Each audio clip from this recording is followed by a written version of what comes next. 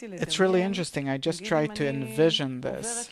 Suppose I'm walking by Kabbalists and I see them studying together.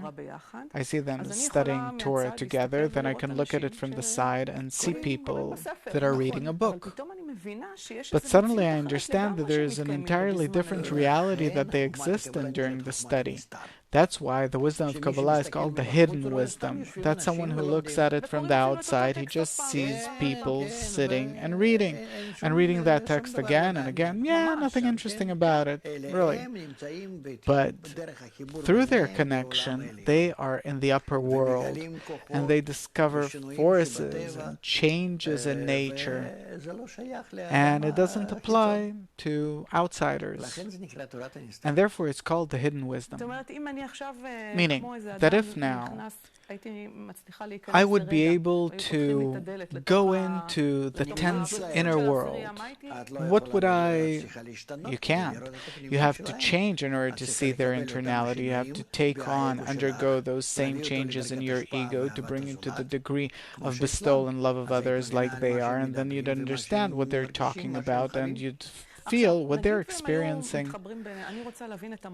Now, I want to understand the place of the Torah studying in this situation. What is the special force about the Torah? If people would simply sit together and read some other text, a history book, what's the difference? The text itself gives them the strength, their connection, the text and the connection. It goes together, you can't differentiate the two.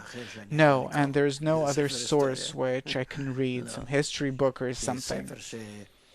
Because a book that Kabbalists study was written by a Kabbalist from the attainment of the upper system. And what's special about that writing?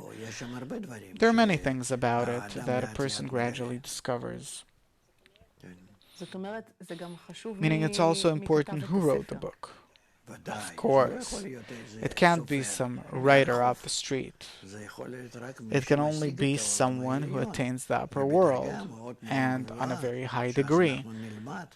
That then we will learn from his attainments. Because this is what we need. We have to resemble the author. We have to become like him, like his traits.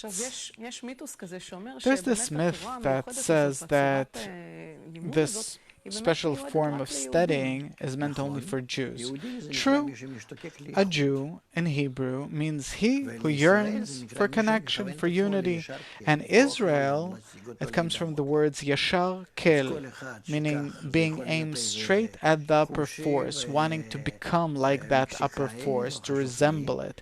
So it could be a black person, it could be a Mexican, it could be whoever. If he wishes to come to unity, to connection, by his inclination, he's already called a Jew. And Israel, just like we in the past were simple Babylonians, and then we joined Abraham, who was also a Babylonian priest, and we became Israel by taking upon ourselves the precept of love another as thyself.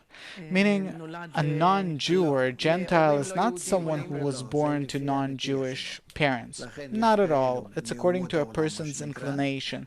Therefore, there are those from the so-called nations of the world, like Mexicans, Africans, Chinese, or whoever that by inclination are called Israel.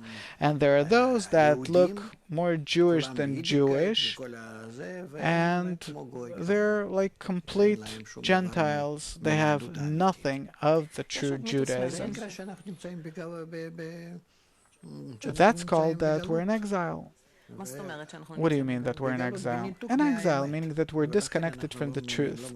And this is why we don't understand what's the truth and what's not. Meaning a person who's in exile, he's disconnected from the upper system. He doesn't understand, doesn't feel, has no connection with it. Okay, so there's another myth that says that Torah, or studying the Torah, protects the people of Israel. What's the connection? Why does studying the Torah protect the people of Israel? Because the people of Israel are called that group that study Torah in order to connect between them, to become as one man and one heart, to be in arvut, in mutual guarantee, and follow those laws that are written in the 5 books of Moses. You studied it too, but you studied it as beautiful literature.